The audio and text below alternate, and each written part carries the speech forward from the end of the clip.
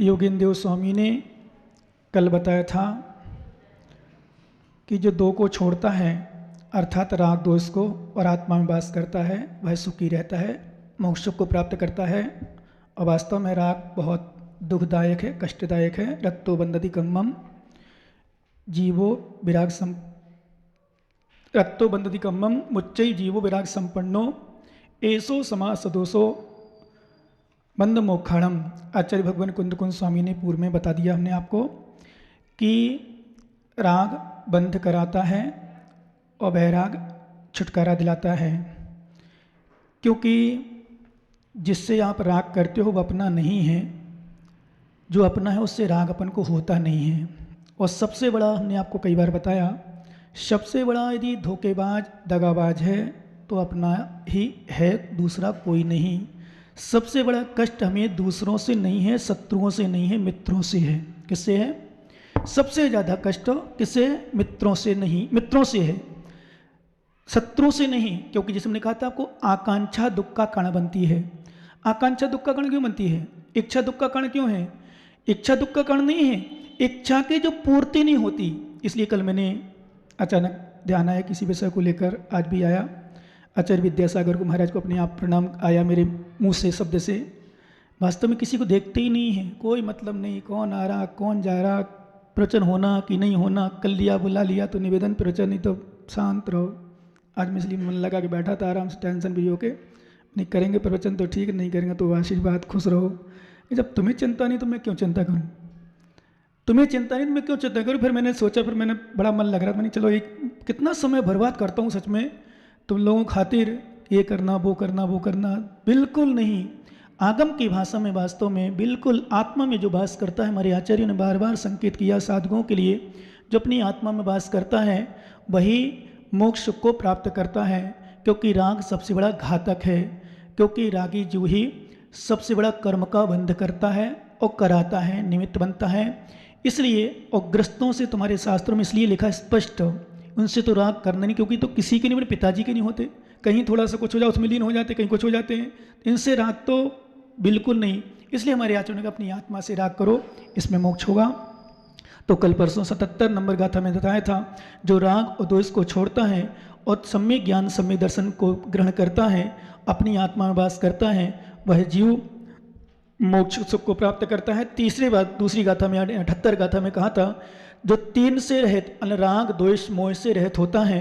क्योंकि राग और द्वेष मोह ये बहुत खतरनाक चीज़ है। हमने कल एक गाथा सुनाई थी आपको, जम जम जेव जीवा पज्जायम पणमति संसारे रायस्य दोषस्य मोहस्य बसा मुड़ी अब्बा। जितने भी जीव आज तक संसार में भ्रमण कर रहे हैं, जितने भी पर्यायों को प्राप्त कर रहे हैं, उसका मूल कारण राग द्वेष मोह, ये सबसे बड़ा खतरनाक है। मतलब सबसे ज्यादा कर्म बंध यदि होता है तो राग द्वेष और मोह से होता है।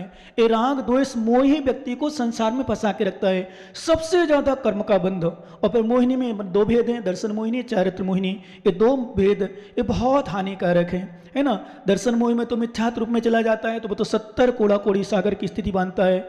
चारित्र मोहिनी भी कम खतरनाक नहीं है, अपनों से राग होना, मोह होना, रति होना आदि आदि, ये सब चारित्र मोहिनी की प्रकृतियां हैं। इससे कर्म बंद होता है तो चारित्र ग्रहण नहीं कर पाता। इसलिए हमारे आचार्यों ने हमारे साधकों को कहा इनसे राग, क्योंकि किसी के नहीं है। बस एक दृष्टांत आता है, कभी कभी एक दृष्टांत दिया था किसी ने, हमने एक पेन दिया किसी को, मान लो अच्छा वाला, तो था सामान्य था, मान लो 15 रुपये वाला, मान लो वो 16 रुपये वाला।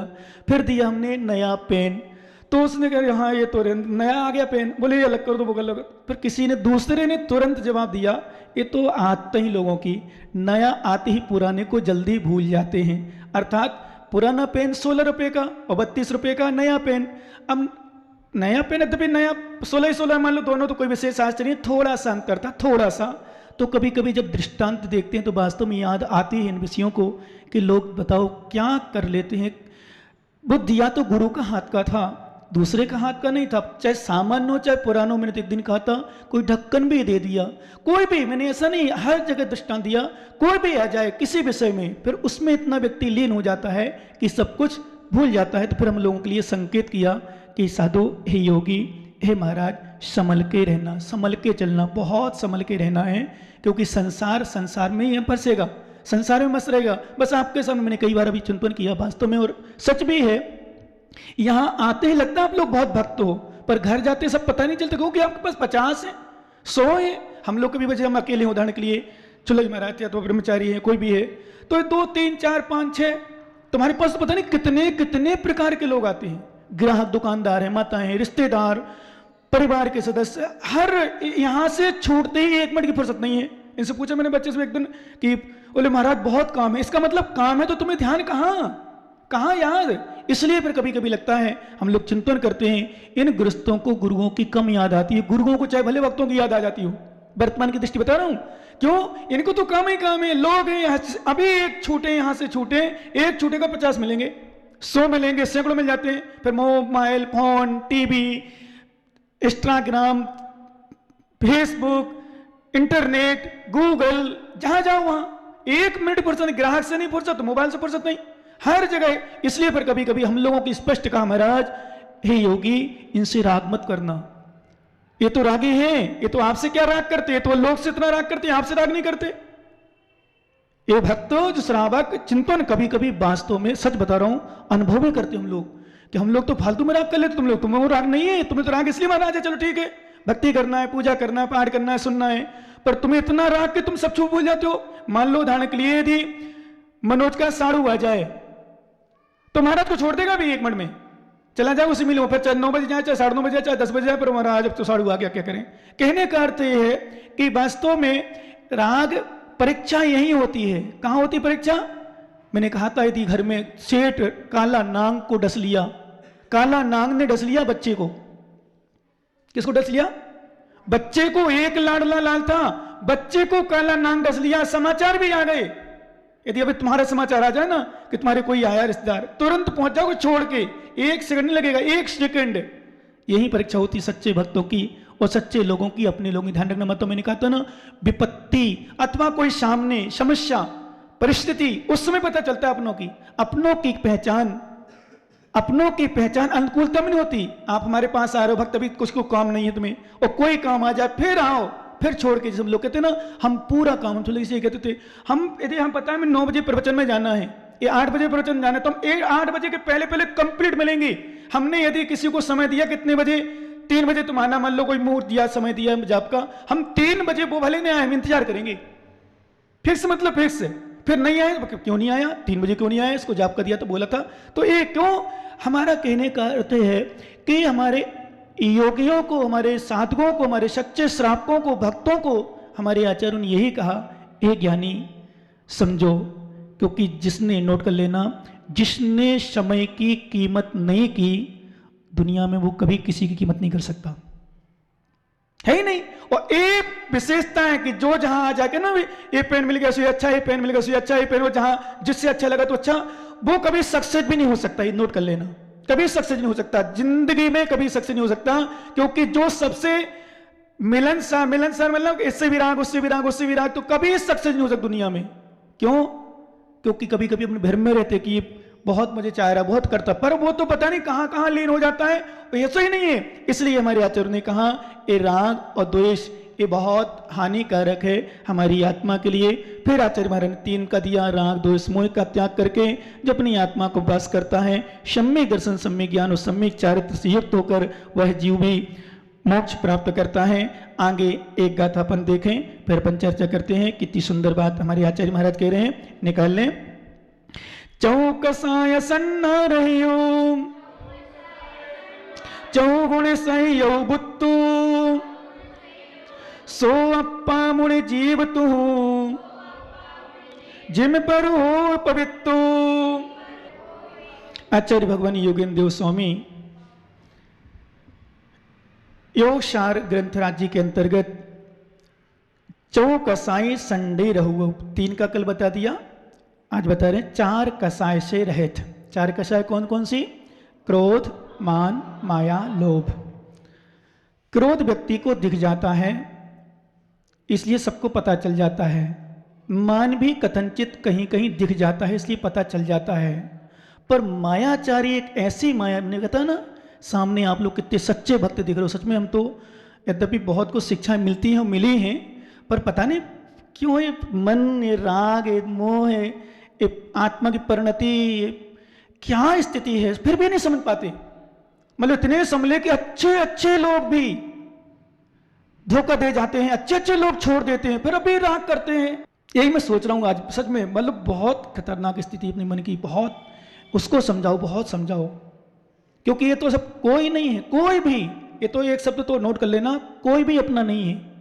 अपन इतना स्वार्थ, इतना राग, इतना मोह माता, ध्यान रखना। लगता है, ये नोट कर लेना, लगता है कि हमारा है, पर सच में नहीं है। सच में, क्योंकि सीधी भाषा में सच, बिल्कुल सच यही है। भगवान को वही माना है उसने, धनंजय कवि ने, अंजना ने, सीता ने, द्रौपदी ने, राम ने पिता को ऐसी स्थिति में हो तब पता चलता वास्तव में। यहां तो कुछ भी स्थिति ना हो तो भी पता नहीं चलता। 1 मिनट पता चल जाता, 1 सेकंड में, 1 सेकंड में। यदि थोड़ा सा भी काम आ जाए ना, प्रमोद को तब उठ के चला जाएगा 1 मिनट में। कहा कि महाराज, कहा कि रोज प्रवचन सुन रहा हूं, रोज बैठ रहा हूं, सब कुछ, एक काम आ जाए इतना सा, आगे पीछे नहीं, इसी समय तो जाना, तो जाना ही। फिर तो कोई भी हो, यही परीक्षा होगी बेटा कि तुम कितना मान रहा है। धनंजय कवि के लड़के को काला नाग ने डस लिया था। किसने डस लिया था? काले नाग ने डस लिया। पत्नी पत्नी, घर की पत्नी समाचार दे रही, यहां तो कोई भी हो, कुछ भी हो, तुरंत नहीं छोड़ा भगवान। क्यों छोड़ू मैं भगवान को? मरना होगा तो मर जाएगा, मेरा क्या होगा? मेरे जाने से बचने वाला नहीं है, मेरे जाने से बचने वाला नहीं है। क्या? मेरे जाने से बचने वाला नहीं है। सच में ऐसी श्रद्धा, ऐसी भक्ति होती ना, वही कल्याण, वही रत्ना, वही भक्त, वही शिष्य, वही श्रावक, वही अपना रागी मित्र, कुछ भी कह दो, अन्यथा नहीं। थोड़े से भी काम में यदि तुम्हारा डिस्टर्ब हो जाए तो समझ लो भक्त नहीं, काला नांग, काला पड़ गया शरीर। क्या पड़ गया? शरीर काला पड़ गया। सामने दिख रहा है, देखा नहीं, फिर भी भीड़ लगी, आवाज आ रही कानों में। धन्य है, इसको कहते भक्ति। इसलिए हमारे आचार्य मायाचारी, क्रोध, मान, माया, लोभ में व्यक्ति धर्म छोड़ देता है।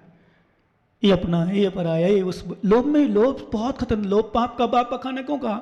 लोभ पाप का बाप, लोभ पाप का बाप है। ये भी लोभ के, ये हमारा, ये हमारा, ये हमारा, पता नहीं। और ऐसे ऐसे लोभी भगवान सच में नहीं जान सकते, किसी को नहीं पहचान सकते, क्योंकि मन को पहचानना, आगम में लिखा, मन मधुकर मेघ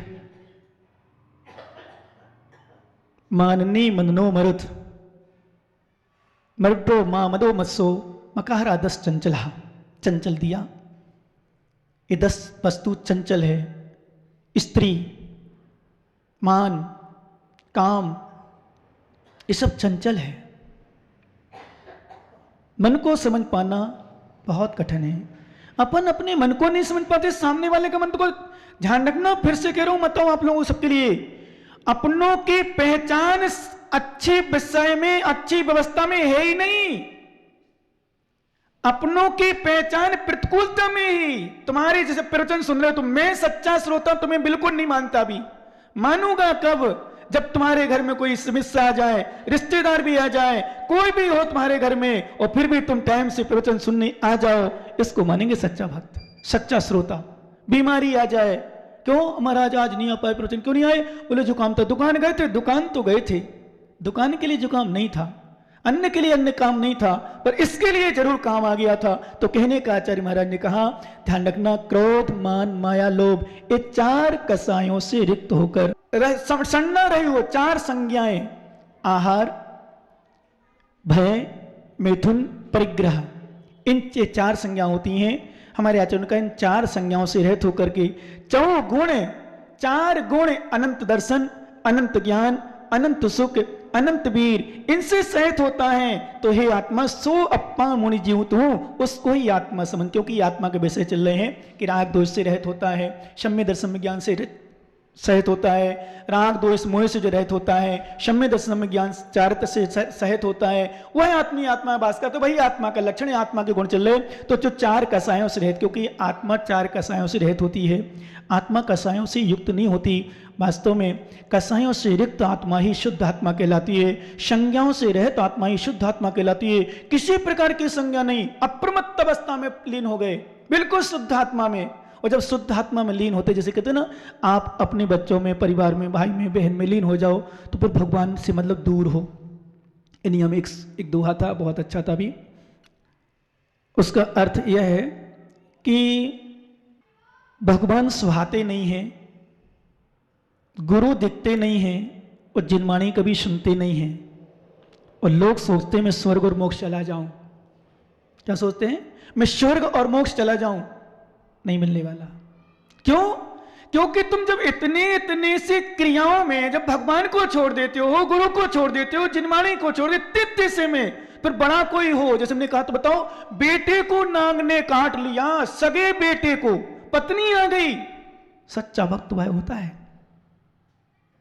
यहां तो वो, जैसे मान लो कुबेर जी, वो बच्चा आया कुबेर का कोटा से, प्रमोद, पिंटू नाम दूसरा, पिंटू भैया, मम्मी भैया आया, बहू आई, आया वो आया, नहीं, प्रवचन के टाइम प्रवचन, पिंटू आया तो पिंटू को तो आना ही, तो आते जाते कोटा जाते रहते हो, आते रहते हो, जाते रहते हो, आप लोग नहीं आते क्या? कोटा तो 2 घंटे में शायद आते हो, कई बार अभी ऑपरेशन हुआ सो रहे भी हो, और पता नहीं कितने साल से आ रहे जा रहे।